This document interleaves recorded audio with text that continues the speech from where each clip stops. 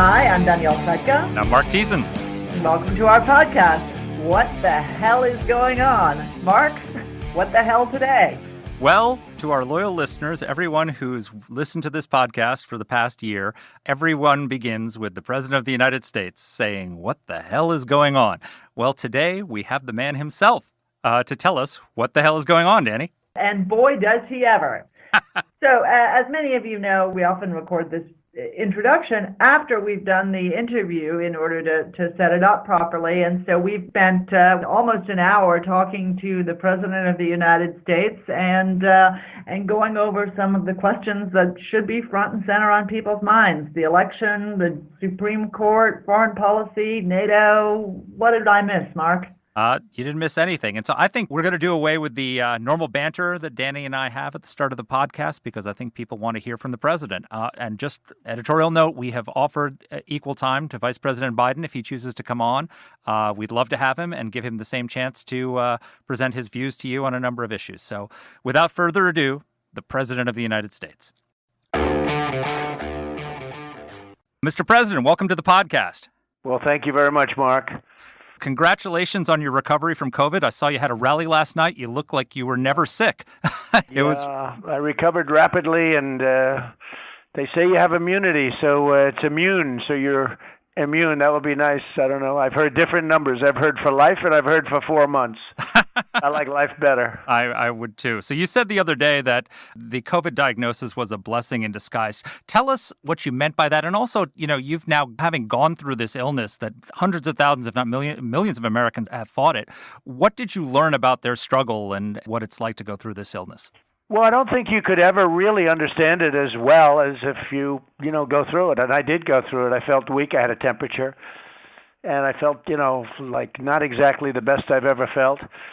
The doctors at Walter Reed and Johns Hopkins and one thing good about being president, you get a lot of doctors coming at you. And we had great doctors. And I think, frankly, therapeutically or cure-wise, we have great medicines, too, that we wouldn't have had 6 months ago. I've lost 5 friends and maybe even a little more, but 5 friends, some very close to me, and they were gone very quickly. And now when I think of what I went through, I think that we would have saved those people. We've had a tremendous increase in really great drugs, and whether it's Regeneron or the Eli Lilly version of a similar drug, the antibody drugs, we've done a lot of great work in a short period of time, and FDA has been terrific. And we had Dr. Slaoui, who's the head of Operation Warp Speed, on the podcast. And that drug, Regeneron, that you had was produced under this, wasn't it? It was produced under us 6 months ago or less. They never heard of it. And it's,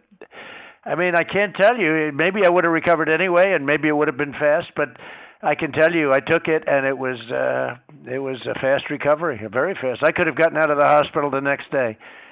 And I didn't feel like that the day before, I can tell you. So pretty amazing. Well, we're glad you're better. So you've been criticized for pushing too hard to end the lockdowns and reopen the economy. But the World Health Organization just came out the other day against lockdowns, and they pointed out to all the devastation that the lockdowns are causing, especially to the poor. Right. They said it might even double world poverty. It's causing malnutrition around the world. Why do you think it took them so long to see what you and all of us saw from the beginning? Well, you were there early, too, because you and I had a conversation, and I saw where you were coming from. But And I wouldn't say that a lot of people were with us, but a good chunk of people were. And I'm glad they did it, because, frankly, it wasn't that easy for them to do it. That's a big give back. But you look at depression, you look at drugs, you look at alcoholism, and you look at all the horrible things that were taking place where these people are just locked in their homes, their apartments. They couldn't leave. And it's a terrible thing. And, I came up, I think it was me, the cure can't be worse than the problem itself. And I think you were seeing that. So last night in Florida, I made a speech, and I said, we talked about it. I talked about it a little bit.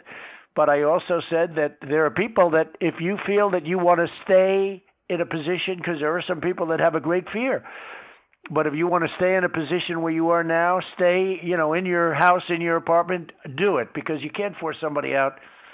But I felt as president I had to be out. I can't be locked in a basement, as the expression goes. I can't be I'm president of the United States. I've got to meet people. I've got to see people. It makes a big difference in terms of dealings. And, I knew it was taking a risk. When you do that, the more people you see, the more risky it is. But the good news, I recovered well. And, I look forward to being out tonight in Pennsylvania. Mr. President, speaking about hiding in your basement, we are 3 weeks away from the presidential elections. And one thing that I know I would love to hear from you is, for the American people, 30 seconds on your absolute best case. Why Donald Trump, A, should be reelected, and why Joe Biden isn't right for the country now. Well, I don't know what's going on with Biden because nobody really understands it. Yesterday, he didn't know Mitt Romney's name. Yesterday, he said he was running again for the U.S. Senate. That's happened 2 or 3 times already. I don't know what's going on. I mean, I really don't. You need very sharp people to be in this position. And I can tell you whether it's Putin or President Xi of China or whether it's Kim Jong-un, and, that war never happened, and I don't think it will. That was the one that was going to happen. Everybody said President Obama thought it was going to happen. But you have to be 100% sharp. And when I look, I'm amazed that he's getting by. He's getting by because the press is not asking him. I watched his town hall the other night on NBC, and it was a disgraceful situation. It was a joke. It was a terrible situation to watch that. They were asking him the questions of a child that you'd ask a child. So, with that being said, I guess the polls are close, but I don't believe the polls because I had the same thing 4 years ago, and Marc knows that better than almost anybody because he was there. And, when I have 30,000, 35,000 people show up at rallies like last night, it went as far as the eye can see people. And then he goes to a rally and he's got 32 people, 38 people, less than 100 people. I don't see it. And they oversample Democrats, way oversample Democrats. And, then they say you're losing by a little bit or you're losing by 5, but they've oversampled Democrats. I don't know why they do it. I don't know what the purpose is. And we have tremendous enthusiasm, much more so than we had 4 years ago in 2016. We have tremendous enthusiasm. Marc knows that. He sees it. Tonight we're going to have a tremendous rally in Pennsylvania. I don't even have to ask, will it be full? They're all packed. They're packed with tens of thousands of people. And we'll go out like, a day before, 2 days before. We didn't even know we were going to be doing this 2 or 3 days ago. And last night, you saw the crowd there and you saw the enthusiasm. We have a lot of Democrats that are coming over as Republicans. We have a lot of registration that people don't talk about in North Carolina, Pennsylvania. We have a lot of people registering as Republicans that never did before. So I think we're going to be in great shape. I mean, I just see it. I see the enthusiasm. It's incredible. Well, enthusiasm is a hugely important part of any election, and you do have a lot of enthusiastic supporters. You've told us what the problems are that you see with Joe Biden. Why is Donald Trump the right man to take us to 2024? What are you going to do? Very fair question. Look, I built the economy once, and now I'm building it a second time. It's going to be even better than it was. Last year, we had the greatest economy in the history of the world. I was beating China. I was beating everybody. We were getting bigger and stronger. China wasn't. Nothing like us.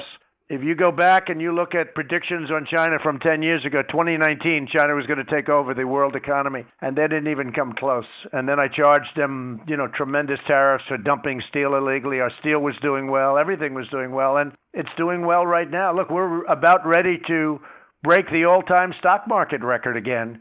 And that's, I think we're rounding the turn on the pandemic. I can't tell you how important the drugs are. I just think they're very important. Actually, the vaccines are coming out, but I think these are actually more important, the therapeutics or the cures or whatever you want to call it. But we're going to set new records. We're setting new jobs records, 11.4 million in the last 4.5 months. We're setting new economic record, retail sales, housing. You take a look at what's going on. It's amazing. And the good news, I guess, I hope, is that your third quarter numbers are going to be released about 2 or 3 days before the election. So they'll be released at the end of the month or, maybe November 1st. And that's right before the election, and I'll stand with them. I think you're going to have numbers that are going to be record-setting numbers, like literally record-setting numbers. We're coming back very, very strong, and he can't do that. He wants to raise everybody's taxes. And he lies. I mean, look, he goes around saying there won't be fracking, won't be fracking, won't be fracking. Then he gets a nomination. He announces there'll be fracking, and no reporter calls him on it. I don't want to make you two feel guilty, but I mean, think of it. No reporter even asks him about it. He's strongly against fracking, energy, petroleum products, all of that. And then he gets the nomination. He goes out and he says, no, you didn't. He doesn't even say you misunderstood me. No reporter asks him the question. No reporter asks him the question, why did he get $3.5 million from the mayor's wife of Moscow? And why did he promise $1 billion? You talk about quid pro quo. That's really quid pro quo.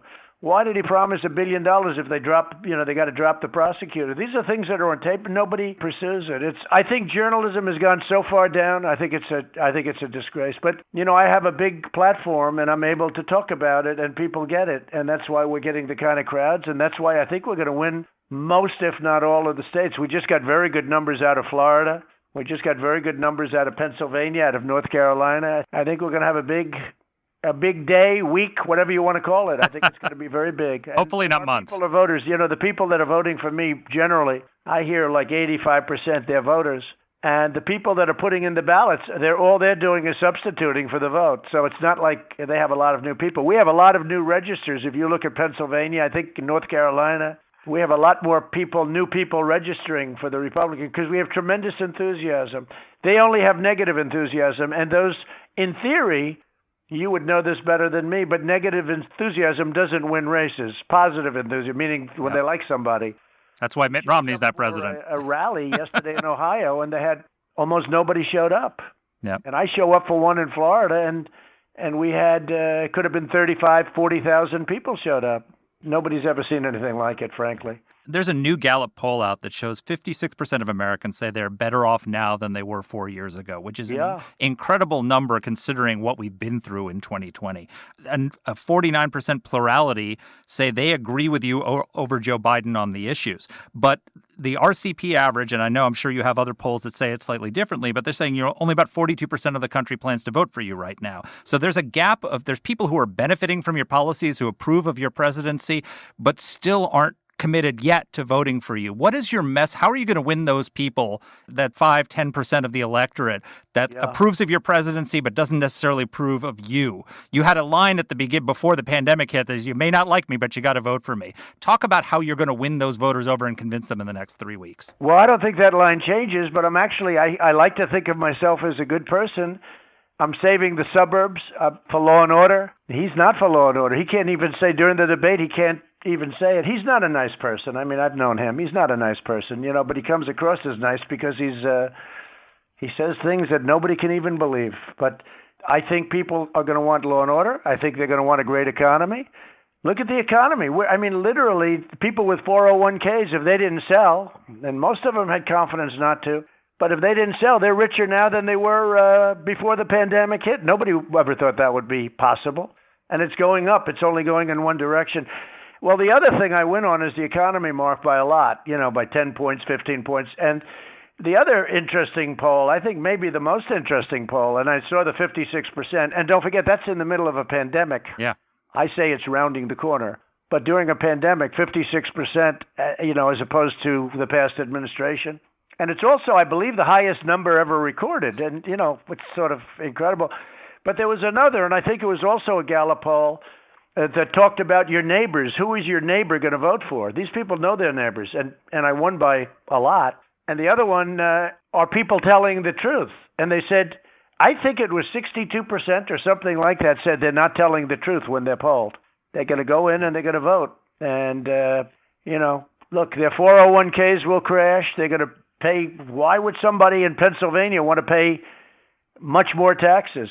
He said he's not going to cut taxes, except he's going to cut my tax break. And under my tax break with child tax credits and everything, you're talking about $4,000 or $5,000 a family. If you add child tax credits, if you add energy, you're talking about much more than that because we won't have any energy in this country. Right now, we're energy independent.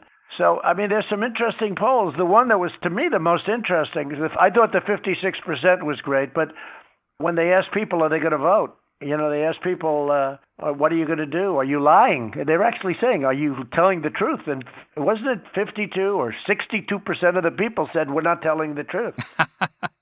Well, if that's the case, it's only one way. That would mean it's like a landslide. But look, all I can do is create the greatest economy ever. And we're doing that. We're doing it, Mark. We're doing it at a level that people are shocked because, again, I say we're rounding the turn. We're rounding that final turn. That's what's going to be. But still, we're rounding a turn, and we have the best stock market.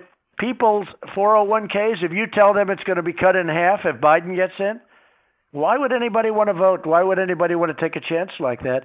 And then you have law and order. I mean, there's no law and order. This is the radical left. They've gone crazy. But with us, there's law and order. The Republican cities, you look, all of them, they're doing great. There's no crime. We have very little crime, very little. All of the hot spots, all of the problems are these Democrat-run cities, the so-called blue cities, Portland, and you look at New York, what's happened there in a short period of time. We have to take Rudy. We want to get a young version of Rudy, but we need something. And Chicago, you look at what's going on in Chicago, it's a very sad thing, but they're all Democrat-run cities. Republicans are doing phenomenally well, and there's law and order.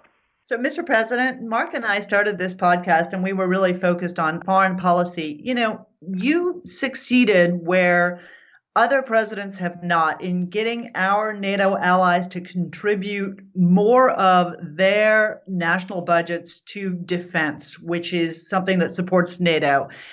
But a lot of people are worried that if you're reelected, you won't keep your commitment to NATO. You'll want to pull the United States out. Is that right? Well, look, I can only tell you that it's such a great question. A long answer, unfortunately, but it's a great question. So when I first got involved, one of the first things I saw, how we were being ripped off by our allies in NATO.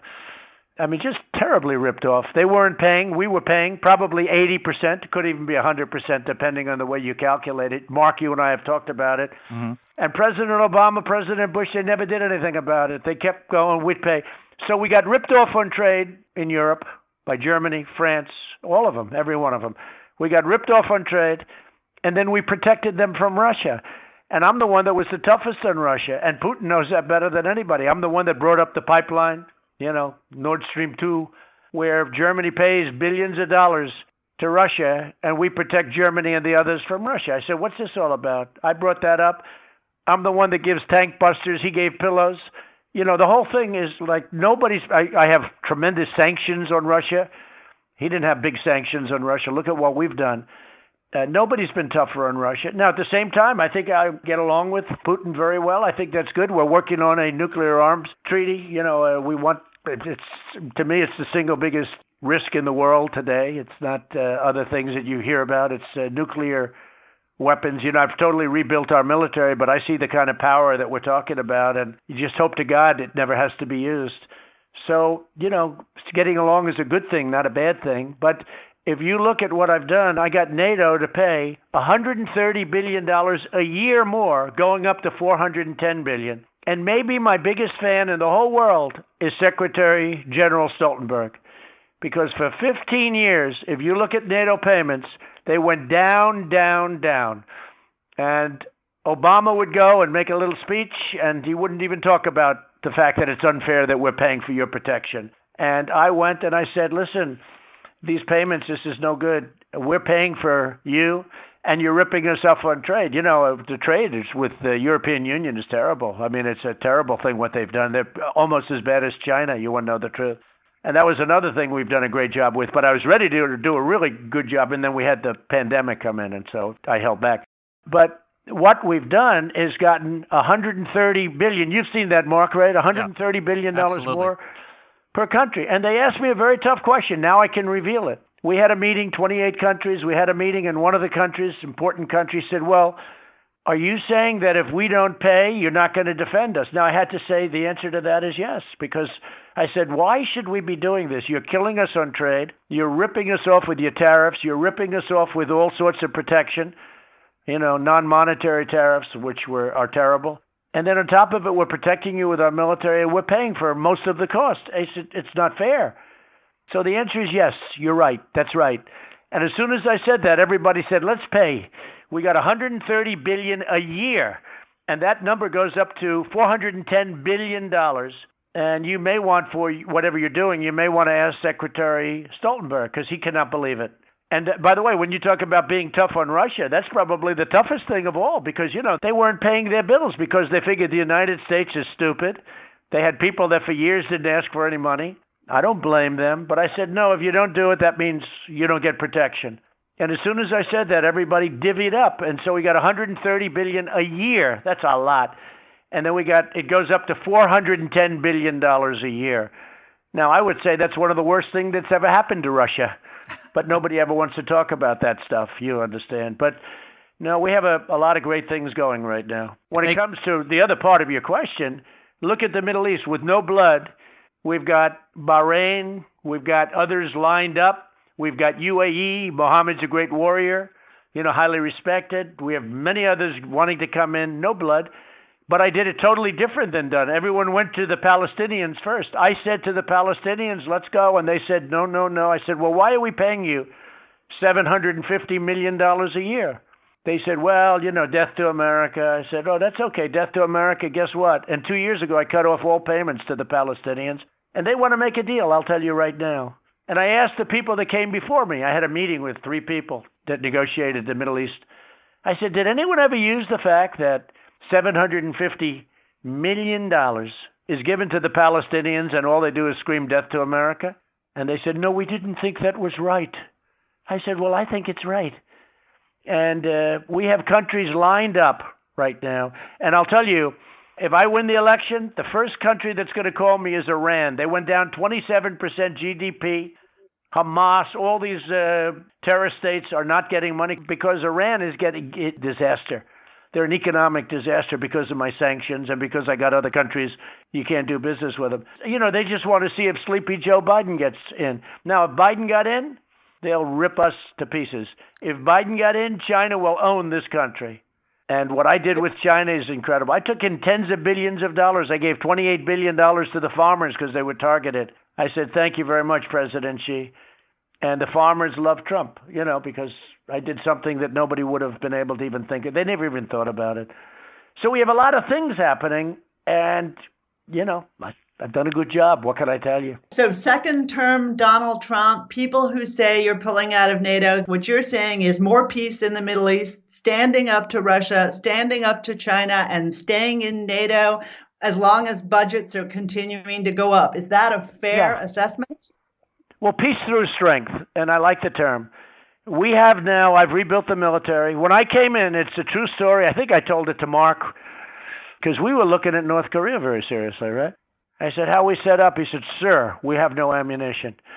Should ever have to go through that. I told you that, Marc, I think, didn't I? Yes, you did.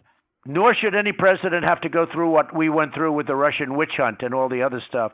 So I've done more than any other president in the first 3.5 years. And I did it with this horrible, disgusting cloud that now we've caught them. And we know it was a total hoax.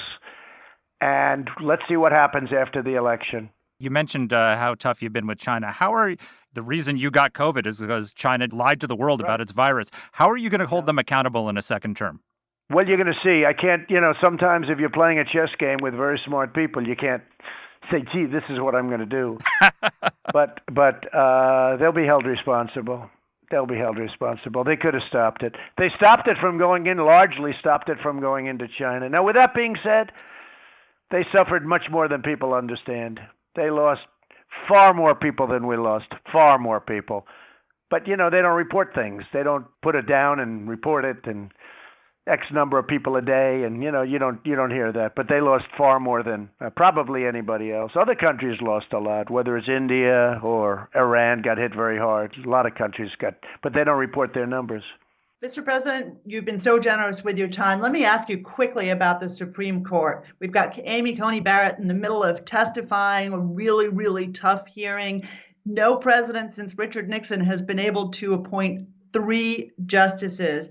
The Democrats say that they're thinking in response about packing the court, something Joe Biden says the American people don't deserve to know whether he supports or not. What do you think? I think packing the court's a horrible thing. And all you have to do is go back to Justice Ginsburg. She said this is a collegial group of people, and we sit and we talk, and you can't do that with large numbers. And when you get large numbers, you already have the Senate, you already have the House. I mean, where does it stop? No, I think it's a horrible thing. I think it's a very unpopular thing. The Supreme Court is a very sacred institution as far as I'm concerned, and I think packing it, you got to win elections, and elections have consequences. If you lose an election, it has consequences. Justice Ginsburg also said, no, when you're elected for 4 years, not 3 years. She was referring to a Democrat president, of course, but it's the same thing, and we have plenty of time, We really have plenty of time. I think it's going to be done very quickly and before the election, but I mean, because you have months after that. So it's not even fast. If you really think about it, hey, Mark, if you think about it, there's a lot of time. Because, they keep saying, oh, you're rushing it before the election. Well, we have other things we want to do. I'd like to see stimulus because it wasn't their fault. I would like to see it. Nancy Pelosi doesn't like to see it. But I would love to see people get taken care of because it wasn't their fault. It was China's fault.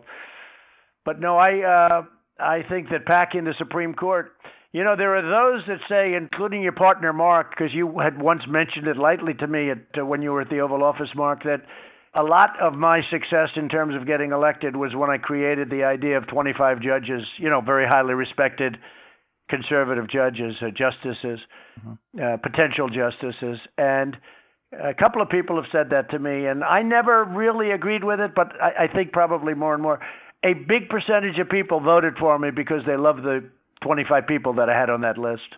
I think the numbers are that 26% of your voters in 2016 said that was the most important issue for them. It was kind of not on the front burner for a while because you'd been so successful, because you'd put 2 Supreme Court, you'd secured the conservative majority, you put all these great judges on the courts. Do you think this is now going to energize those voters going into the 2020 election? I think so. I never believed it was that high. I've seen 26%. I guess that's done by a poll or something. I never believed it was that high. But whatever it was significant. And again, they didn't know me. They knew me as a business person that had done well and all, but they didn't know, am I conservative, am I liberal, where am I coming from? And I don't know if you know the history. It was interesting because I picked 20 and then ultimately 25. I increased it by 5.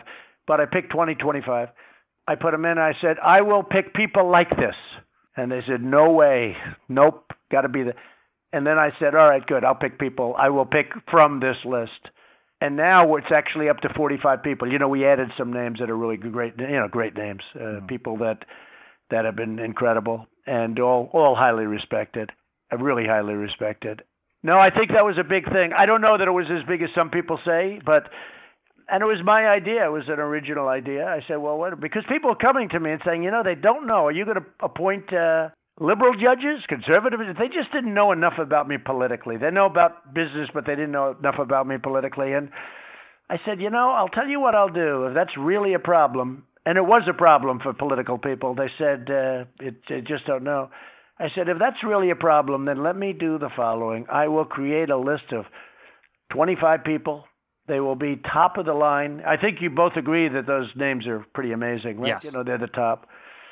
And I will only choose from that list. And I'll tell you what, I never heard about the problem again. Then when I got elected, a lot of people said that was the reason. I just don't know if it was 26% because that's a high number. But certainly it had an impact. And I think he has to do that too.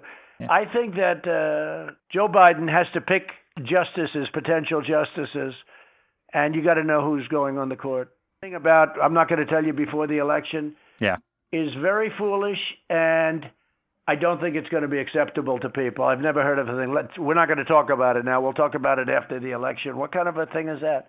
I'm actually even seeing people that are on your opposite side, I will say, Mark, that are not happy with that answer. That's not a good answer. Yeah. I don't think you can get away with that answer. Right? Kavanaugh wasn't on your original list. Was it Justice Kennedy who suggested him to you?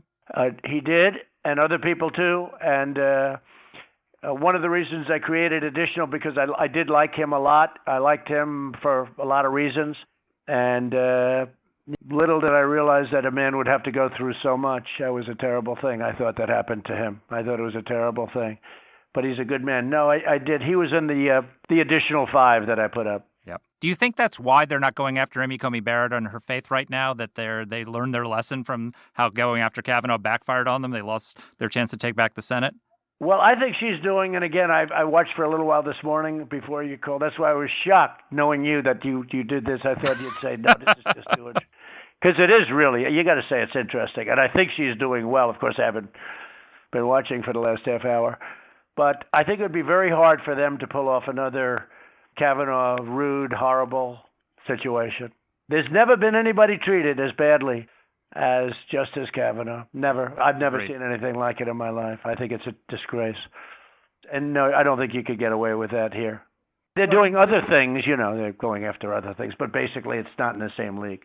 Yeah, no, you're completely right. It was a disgrace. I want to ask you something else. This has been a difficult year, not just because of COVID, not just because of all of the implications of that, but also because, for African Americans, for Black Americans, this has been, a very dramatic year with the death of George Floyd and Breonna Taylor and a lot of unhappiness in the Black American community. But you have a pitch to that community to reelect you because you say that that's going to be better for Black Americans than a Democrat in the White House. Why? Well, I think that had COVID not come along, and I told this to Marc, I think that, somebody said, how do you bring the country together? I said, success.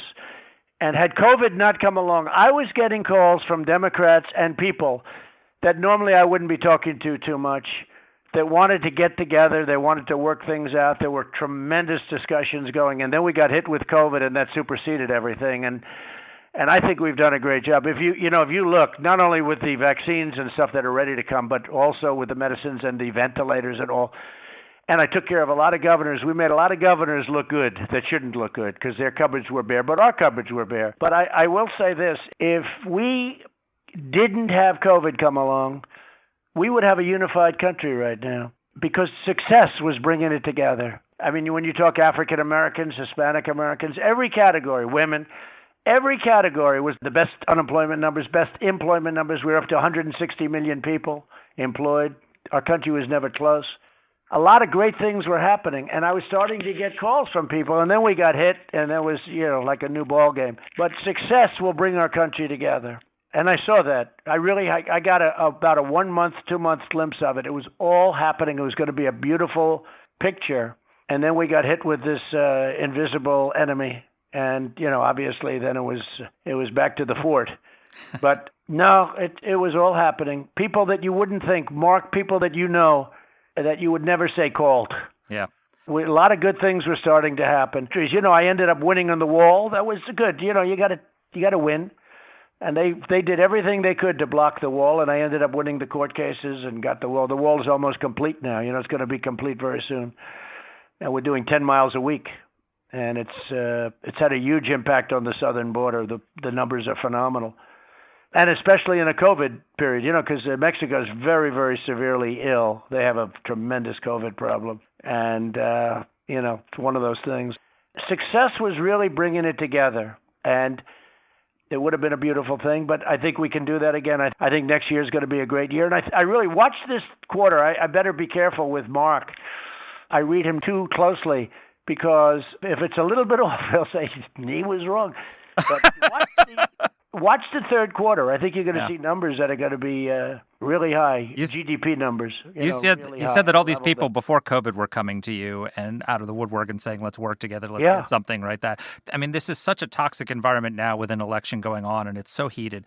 Do you think if you win re-election and Democrats finally have to accept your presidency and that you're going to be there for 4 more years, do you think that we're going to have more acrimony, or do you think they're going to finally have to come around and work with you and that we could have the kind of cooperation that eluded us in the first term? I think they're going to say, coupled with success, I think they're going to say, okay, look, it's enough. They've tried for 4 years. They tried before I got elected. You know that. I mean, everything's there for you to read. We have everything. Terrible. Frankly, if it were them, they'd bring charges. Our people are very nice. But after the election, we'll see. But I really believe that they will say, it's time. It's time. Well, I hope you're right.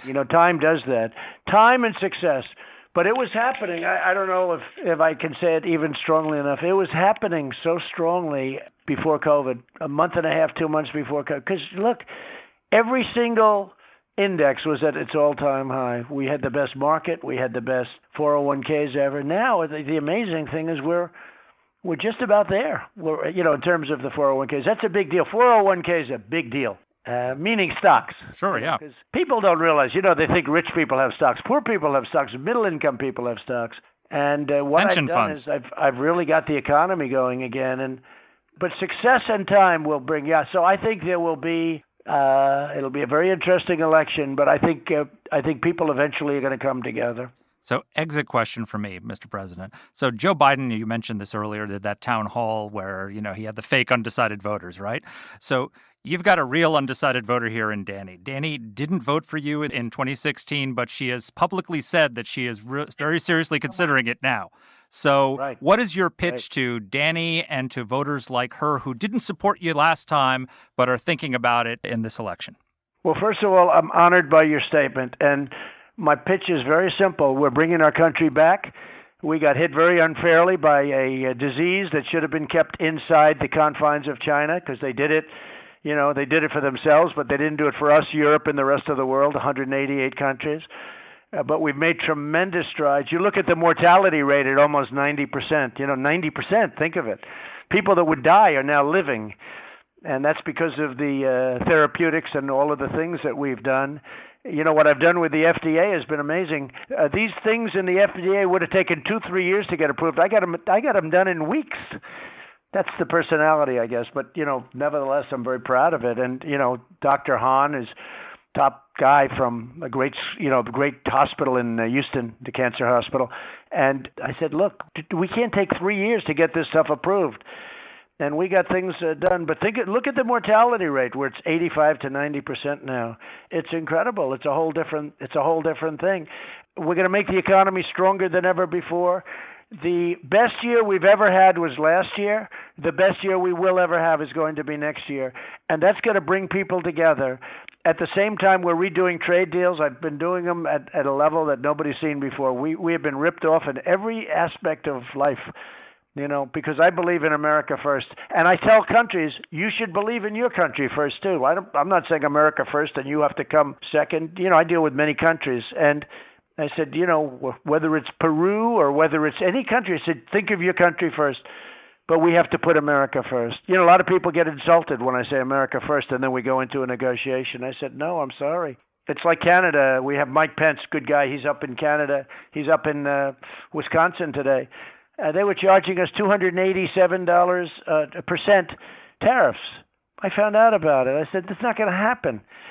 And then I renegotiated the whole thing. The farmers were getting killed. Our farmers were getting absolutely decimated. Now, sometimes I have to get that word out, and it's always hard. But think about this administration if they didn't create a fake Russia hunt, a hoax. If they didn't create a fake phone call where Adam Schiff read a phone call, but that was not the call that I had. And thank goodness, we discussed this, Mark. Thank goodness I had transcribers, very good military transcribers, by the way, which was totally verified. But, think of how vicious it was. And I got impeached over a perfect phone call, and it wasn't perfect. I told Marc last time, I said, when I heard there was a problem, I said, how could there be a problem? I just called the guy to congratulate him. We sent it to the Justice Department of Justice, the transcript of my call with the Ukrainian president. And they called back and they said, day later, they said, okay, so what are you looking for here? They used to sing killings and drug deals. And they say, what do you want us to find here? What's wrong? They found absolutely nothing wrong. It was a hoax. And then they couldn't turn back because, they thought it was the Schiff statement that he made in Congress, about 8 times quid pro quo. There were no quid pro quos. There was for Biden. So if I didn't have that, it would be probably, even with the pandemic, it would be a much easier. I went through 4 years of Russia. And the only thing I have with Russia is that I've been much tougher than anybody else has ever been, when you look at the way they handled it. Hillary with her button that she gave with the wrong language, with the wrong words, Yeah. So I don't know. But look, it's an honor talking to both of you, and I'm glad you have it recorded. Let somebody know it. Well, Mr. President, we're very glad that you've recovered, and we thank you so much. You've been very generous with your time. Well, it's an honor, and you've been fantastic. And I hope I get that positive vote on the other side. That'll be a big deal. I'll celebrate, okay? It's up to you, Danny. We're doing a good job. It's up to you, Danny. And I appreciate both. And call when you want. You want to do this every once in a while. It's an honor to do it. You've been so fair. We'd love to have you back on. Thank you so much. Yep. Thank you both. Thank you. Bye. Goodbye.